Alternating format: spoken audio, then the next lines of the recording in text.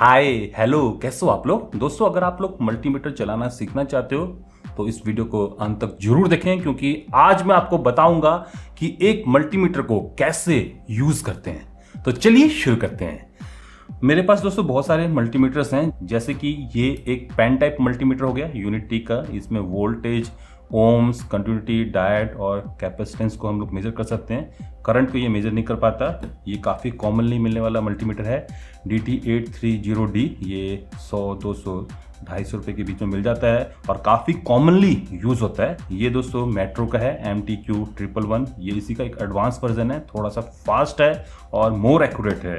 ये एक totally touch multimeter है जिसमें voltage, capacitance, frequency, diode, continuity ये सब कुछ मेजरमेंट हो सकती है। इसमें प्रोब्स भी साथ ही में अटैच आती हैं। आगे है HTC का ये DM98। ये भी काफ़ी दमदार और काफ़ी बढ़िया मल्टीमीटर है। इसमें voltage, frequency, diode, capacitance, temperature, amperes और NCV मेजरमेंट के साथ ही। और ये दोस्तों फाइनली मेरे पास है एक हैंडटेक का ऑटोमोटिव ऑसिलोस्कोप। इसमें डिजिटल मल्टीमीटर भी है।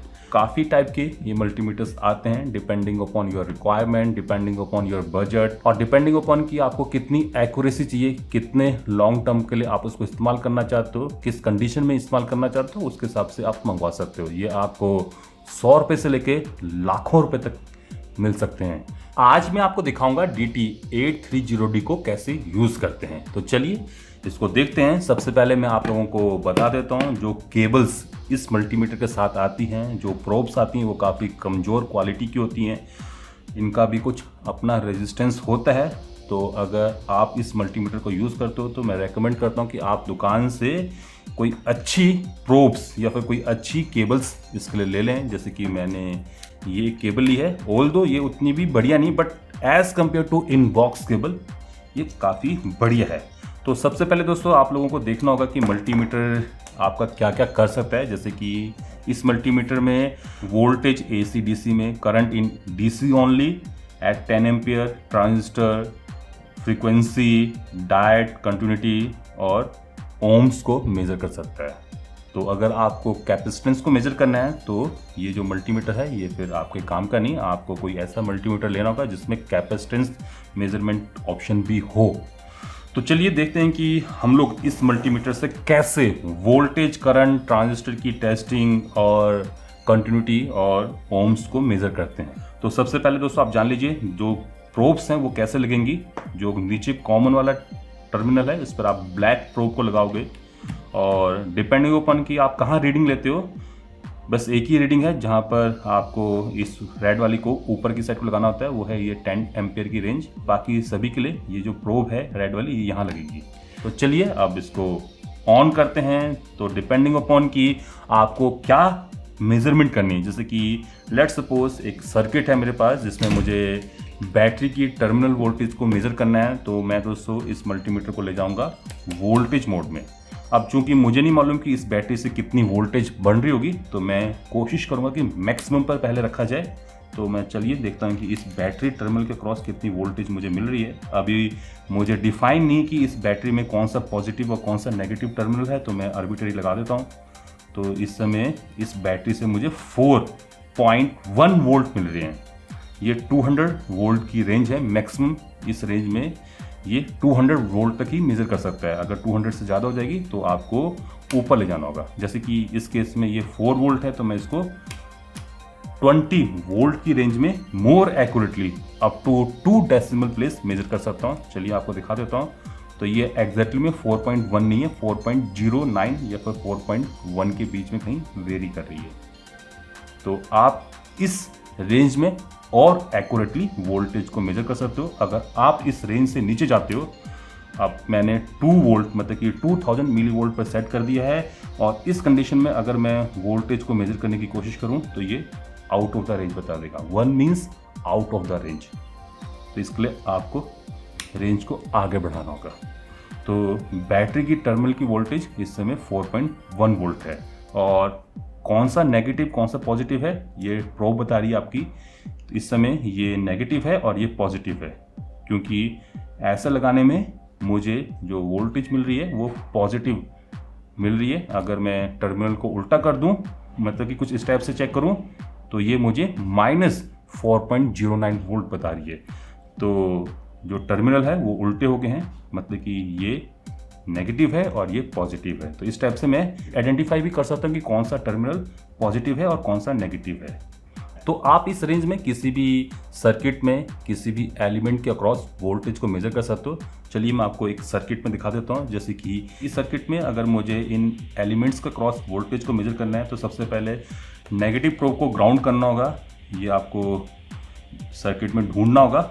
जैसे कि इस केस में मैं यूएसबी के इस पॉइंट को ग्राउंड ले लेता हूँ और उसके बाद मैं वोल्टेज अगर मेजर करूँ, यहाँ पर 0 वोल्ट है, इस पर +5 है, इस पर 1.38 वोल्ट, इस पर 5.16, इस पर 4.42 और इस पर 3.3।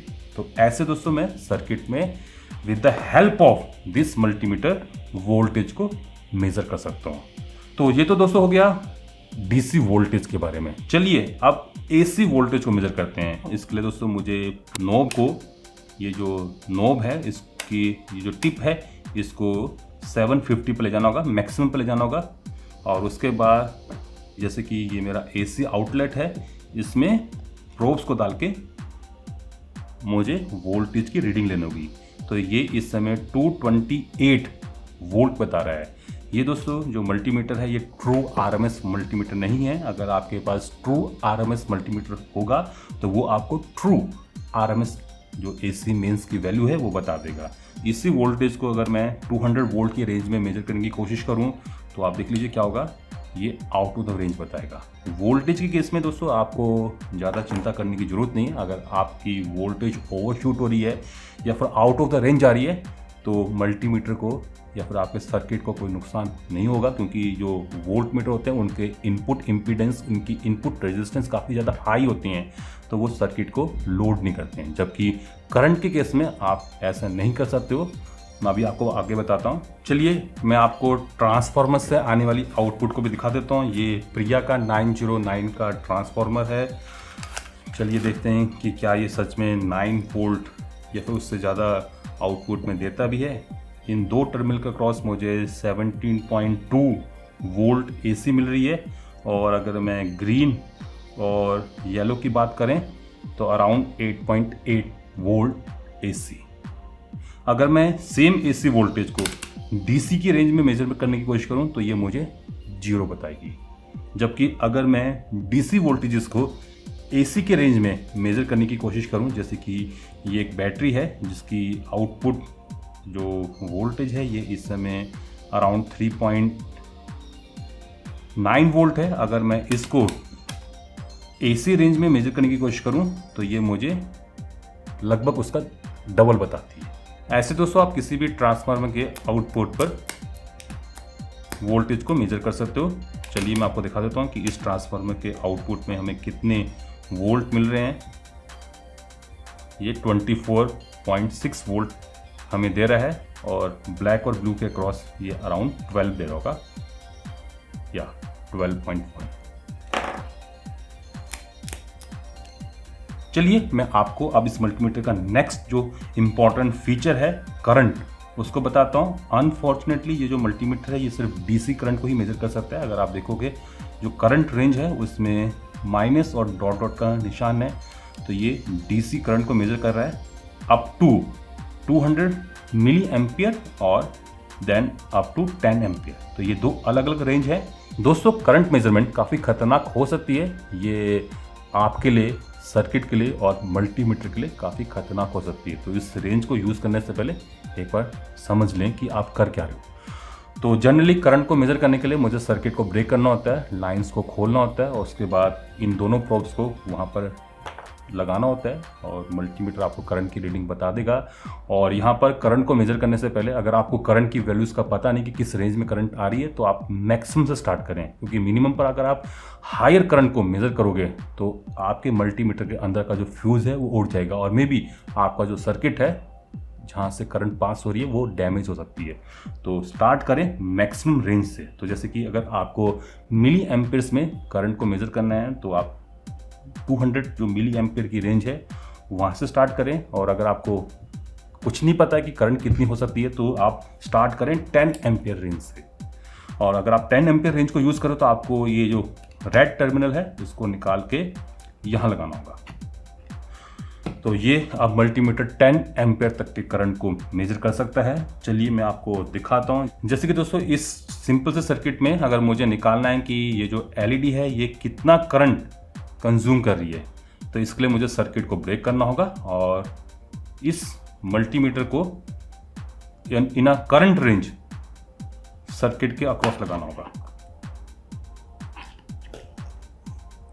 तो मैंने ब्रेक कर दिया है और लगा दिया है। तो इस समय अगर आप देख पा रहे हो करंट है वो अराउंड 0.01 एम्पियर के करीबन जा रहा है। मतलब कि मैं मिली एम्पियर रेंज में इसको आराम से मेजर कर सकता हूँ। तो मैं इसको 20 मिली एम्पियर पर सेट कर रहा हूँ। तो अराउंड 4.4 मिली एम्पियर्स इस समय करंट इस सर्किट से फ्लो कर रहा है। तो जब भी आपको करंट को मेजर करना है आपको सर्किट को ब्रेक करना होगा और इस मल्टीमीटर की प्रोब्स को उसके अक्रॉस रखना होगा। और दोस्तों यहाँ पर ध्यान रखें, अगर आप किसी बैटरी की अक्रॉस वोल्टेज को मेजर कर रहे हो और आपने कहीं गलती से इस मल्टीमीटर को करंट रेंज में रख दिया है तो इन दैट केस डेफिनेटली इस मल्टीमीटर के अंदर का जो प्रोटेक्शन सर्किट है वो ब्लो हो जाएगा। मतलब कि अगर कोई फ्यूज है वो उड़ जाएगा। जैसे कि इस केस में अगर मैं कहीं गलती से इस रेंज में एम्पियर या फिर मिली एम्पियर रेंज में या फिर माइक्रो एम्पियर रेंज में इस बैटरी के अक्रॉस इन दोनों टर्मिनल्स को रख दूँ तो अंदर का जो फ्यूज है या फिर मल्टीमीटर इटसेल्फ ये डैमेज हो सकता है। तो इन दैट केस अगर आपको मैं दिखाना चाहूँ तो मैं इसको 10 एम्पियर रेंज में रख के आपको दिखा देता हूँ कि अगर मैं इसको शॉर्ट करने की कोशिश करूँ तो in that case around 9 ampere तक करंट फ्लो कर रहा है, जो कि डेफिनेटली अगर आपने कहीं गलती से मिली एम्पियर रेंज या फिर माइक्रो एम्पियर रेंज में मल्टीमीटर को रख दिया तो मल्टीमीटर खराब या फिर इसका अंदर का जो कोई प्रोटेक्शन सर्किट है वो उड़ जाएगा। तो कभी भी अगर आप किसी बैटरी के अक्रॉस वोल्टेज को मेजर कर रहे हो तो एक बार ध्यान रखें कि आपका मल्टीमीटर कहीं एम्पियर या फिर मिली एम्पियर रेंज में तो नहीं। चलिए अब देखते हैं कंटिन्यूटी और डायोड टेस्टर को। जनरली कई मल्टीमीटर्स में ये दोनों फीचर्स कंबाइनली होते हैं और कईयों में अलग भी हो सकते हैं। जैसे कि इस केस में डायोड और कंटिन्यूटी साथ ही में है।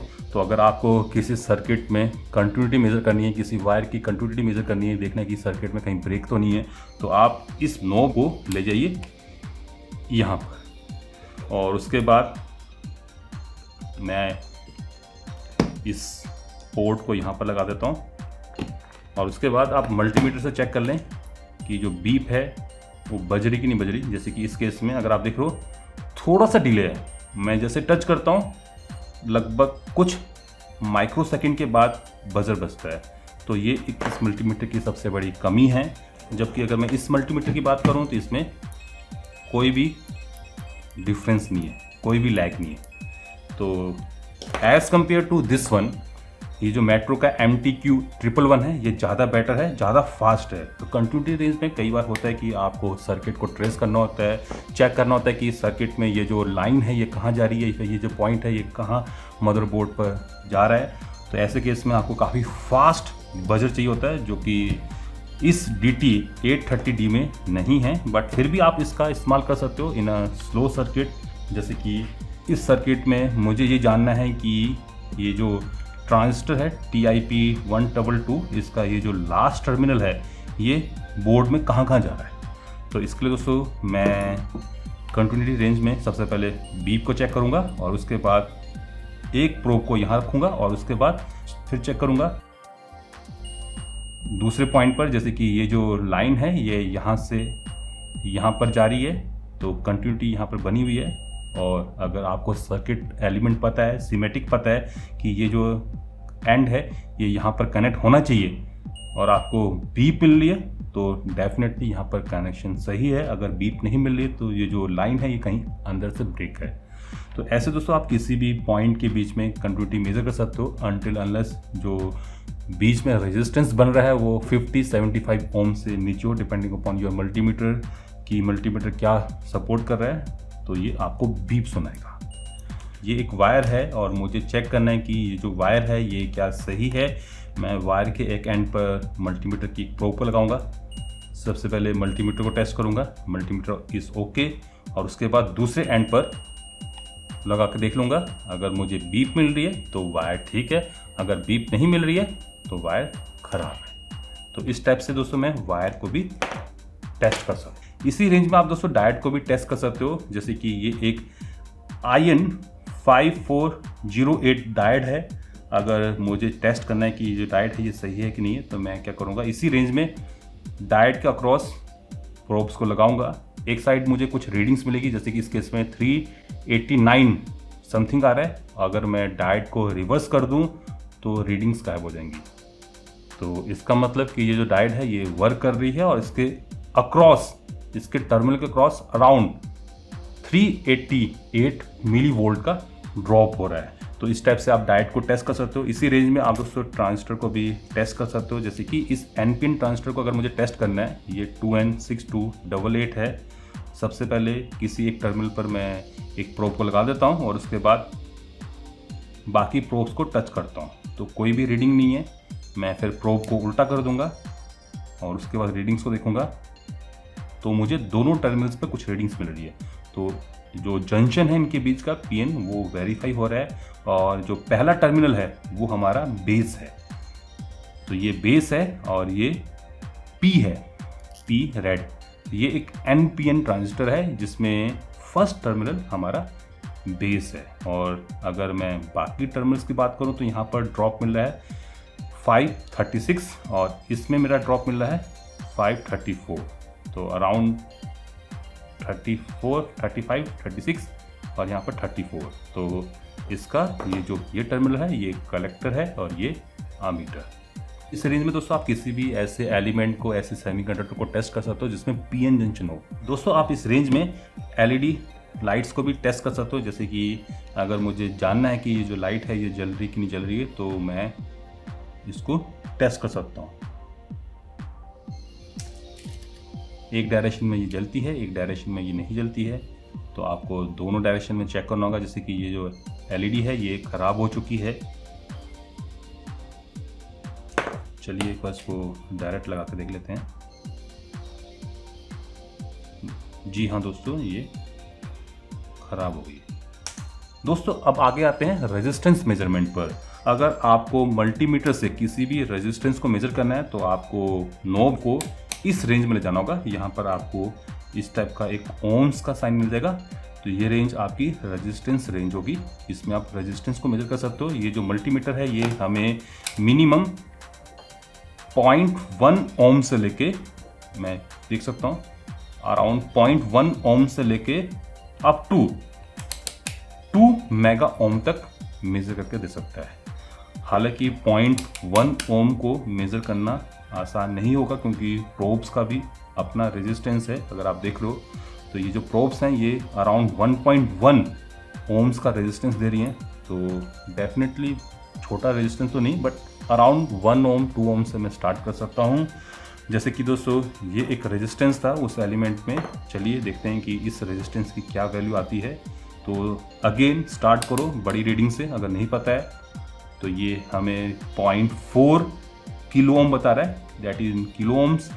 तो ये मतलब कि मैं यहाँ पर रीडिंग ले सकता हूँ। तो अराउंड 222 ओम्स है, और अगर इसको मैं 200 ओम्स की रेंज में मेजर करूँ तो ये आउट ऑफ द रेंज हो जाएगा, मतलब कि ये 220 ओम्स का रेजिस्टेंस है।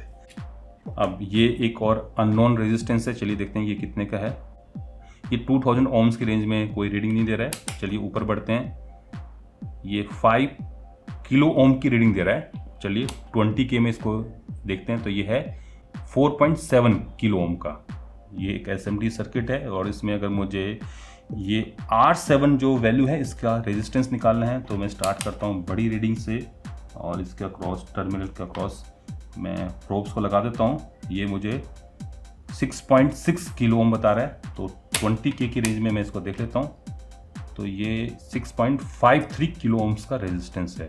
अब दोस्तों जनरली कई बार ऐसा भी होता है कि आपके सर्किट में रेजिस्टेंस का क्रॉस कोई और रेजिस्टेंस सीरीज में, या फिर कोई और सर्किट एलिमेंट या फिर कोई ट्रांजिस्टर पैरेलली लगा होता है। तो इन दैट सिनेरियो में भी आपकी जो रीडिंग्स हैं वो डिफर कर सकती हैं। तो अगर आपको ऐसे कोई दिक्कत हो रही हो और आपको डाउट लग रहा हो तो आप रेजिस्टेंस को बाहर निकाल के टेस्ट कर लें। वो आपको मोर एक्यूरेटली बता देगा कि क्या रेजिस्टेंस सही वर्क कर रहा है। तो आप किसी भी सर्किट एलिमेंट में रेजिस्टेंस की क्या वैल्यू है उसको इस रेंज में मेजर कर सकते हो। और अगर कहीं सर्किट में कोई पोटेंशियोमीटर लगा हुआ है, जैसे कि ये एक पोटेंशियोमीटर है अराउंड 10K का, और अगर मुझे इसको टेस्ट करना है तो मैं इसके जो दो आउटर टर्मिनल्स हैं पहले उनके अक्रॉस रेजिस्टेंस को देख लूँगा।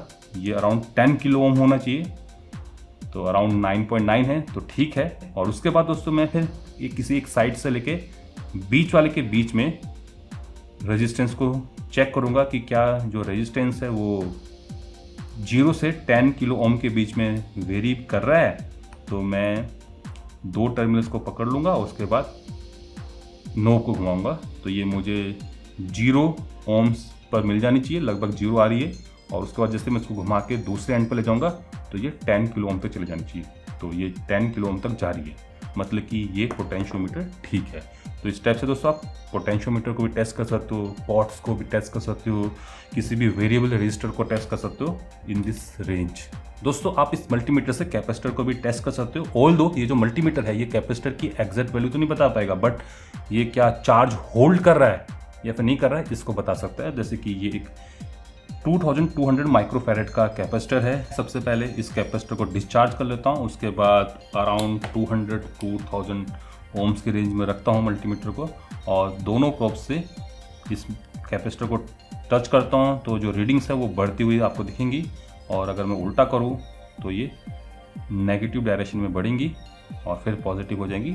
तो अगर इस टाइप से आपको रीडिंग्स दिख रही हैं तो कुछ हद तक कैपेसिटर ठीक है। बाकी इसको एक्यूरेटली देखने के लिए मुझे कुछ इस टाइप के मल्टीमीटर की ज़रूरत होगी जो कि कैपेसिटेंस मोड के साथ आता हो, और मैं इसका कैपेसिटेंस मेज़र कर सकता हूँ। थोड़ा सा देर लगाएगा क्योंकि ये काफ़ी बड़ा कैपेसिटर है, अराउंड 2.2 माइक्रोफैरेड का। तो ये अराउंड 2.3 माइक्रोफैरेड मुझे इस समय बता रहा है। तो ये कुछ कॉमन चीज़ें हैं जो कि आप किसी भी मल्टीमीटर से मेजर कर सकते हो। इसके सिवाय दोस्तों आपको मल्टीमीटर के अंदर HFE मतलब कि बीटा निकालने का ऑप्शन भी मिल जाएगा, जैसे कि इस मल्टीमीटर में बीटा की ऑप्शन भी है। तो मैं इसको HFE मोड में ले जाता हूँ और वही ट्रांजिस्टर जो कि मैं पहले टेस्ट कर रहा था इसका बीटा निकाल लेते हैं। इसमें हम लोग आइडेंटिफाई कर चुके हैं कि जो पहला है वो बेस है, दूसरा कलेक्टर है और तीसरा अमीटर है, और ये एक NPN ट्रांजिस्टर है। तो यहाँ पर आप देख सकते हो ये NPN ट्रांजिस्टर के लिए पोर्ट्स हैं और यहाँ पर PNP के लिए। तो मुझे बेस को बेस पर लगाना होगा और कलेक्टर को कलेक्टर पर और अमीटर को अमीटर पर। तो मैं इस ट्रांजिस्टर को इसके अंदर डाल देता हूँ विद द सेम मोड, और ये मुझे इस ट्रांजिस्टर का बीटा पैरामीटर निकाल कर दे देगा, मतलब कि HFE निकाल के दे देगा। तो ये है 163। तो आप कई मल्टीमीटर्स में ट्रांजिस्टर का बीटा पैरामीटर मतलब कि collector current over base current उसको भी मेज़र कर सकते हो। और जैसे कि इस मल्टीमीटर में एक और फंक्शन है फ्रीक्वेंसी का, आप इससे अराउंड 1 किलो हर्ट्ज़ का सिग्नल आउटपुट में ले सकते हो। तो कई बार आपको मल्टीमीटर्स में इस टाइप की ऑप्शन भी मिल जाती है। ये 1 किलो हर्ट्ज़ तो दिखा रहा है, अराउंड 57 हर्ट्ज़ दिखा रहा है फ्रीक्वेंसी। तो कई मल्टीमीटर्स में आपको ये ऑप्शन मिल जाती है, कई मल्टीमीटर्स में आपको फ्रीक्वेंसी, कैपेसिटेंस, टेम्परेचर और NCV की ऑप्शन भी मिल जाती हैं। तो डिपेंडिंग अपॉन योर चॉइस आप कोई भी मल्टीमीटर ले सकते हो, जो भी आपकी रिक्वायरमेंट है आप उसके हिसाब से मल्टीमीटर को ऑर्डर कर सकते हो। बट अगर आप DT830D यूज़ करो तो आपको voltage in DC, voltage in AC, current in DC, 10 ampere current in DC, HFE, एक स्क्वायर वेव आउटपुट में कंटिन्यूटी, डायट और ओम्स की ऑप्शंस ही मिलेंगी। बाकी दोस्तों जाने से पहले मैं आप लोगों को कुछ सजेशन दूंगा। अगर आप कोई मल्टीमीटर ले रहे हो तो सबसे पहले आप ये चीज़ चेक कर लें कि जो कंटिन्यूटी बजर रेंज है, जैसे कि मैंने आप लोगों को दिखाया था कि वो काफ़ी फास्ट होनी चाहिए। अगर आप किसी सर्किट में ट्रेस करो तो आपको तुरंत पता चल जाना चाहिए कि आपने वो जो सर्किट एलिमेंट है उसमें कंटिन्यूटी जो लाइन है उसी को ट्रिगर किया है। तो अगर आपका मल्टीमीटर स्लो होगा तो डेफिनेटली आप मिस कर सकते हो। तो कंटिन्यूटी रेंज में आपको फास्ट रिस्पॉन्स मिलना चाहिए। दूसरा दोस्तों यहाँ पर प्रोब्स को एक बार अच्छे से देख लें, क्योंकि 10 एम्पेयर की रेंज अगर आपके मल्टीमीटर में है और प्रोब्स इतनी करंट कैरी नहीं कर सकती है तो डेफिनेटली काफ़ी प्रॉब्लम हो सकती है। तीसरा दोस्तों यहाँ पर कि अगर आप मल्टीमीटर ले रहे हो तो एक चीज़ और देख लें कि जो आपका मल्टीमीटर है वो ऑटो शटडाउन ऑप्शन के साथ आता हो। जनरली ये जो DT830D है ये अपना बंद नहीं होता, आपको इसको बंद करना होता है। अगर आप कहीं भूल गए हो तो ये बैटरी खाता रहेगा, तो एक चीज़ ये भी आप देख लें। बाकी दोस्तों मैंने आप लोगों को बता दिया जो आपकी रिक्वायरमेंट है, जो आपको फीचर चाहिए, कैपेसिटेंस चाहिए, टेम्परेचर चाहिए, या फिर आपको करंट चाहिए, या फिर काफ़ी अच्छी एक्यूरेसी, काफ़ी अच्छी रेजोल्यूशन, तो आप उसके हिसाब से मंगवा सकते हो। तो मैं आशा करता हूँ कि आप सभी लोग अब जान चुके होंगे कि एक मल्टीमीटर को कैसे यूज़ करते हैं और ये किन किन रीडिंग्स को ले सकता है। अगर आपको कोई सवाल हो, कोई क्वेश्चन हो, कोई क्वेरी हो इस वीडियो को लेके, इस टॉपिक को लेके, आप मुझे नीचे कमेंट सेक्शन में पूछ सकते हो। तो मैं अब इसी के साथ इस वीडियो एपिसोड को यहीं पर समाप्त करने जा रहा हूँ। आशा करता हूँ कि आप सभी लोग इस वीडियो को पसंद करेंगे। अगर पसंद कर रहे हो लाइक कर सकते हो, शेयर भी कर देना, ताकि और लोग भी जान पाएँ कि एक मल्टीमीटर को कैसे यूज़ करते हैं। और अगर आप लोग इस चैनल में नए हो तो इस चैनल को सब्सक्राइब भी कर सकते हो। अगर आप सब्सक्राइब कर ही रहे हो तो साथ में जो बेल आइकन है, घंटे वाला जो निशान है, उसको भी बजा देना, दबा देना, ताकि आप लोगों से कोई मेरी फ्यूचर अपडेट, कोई इस टाइप की वीडियो मिस ना हो पाए। नमस्कार, बाय बाय।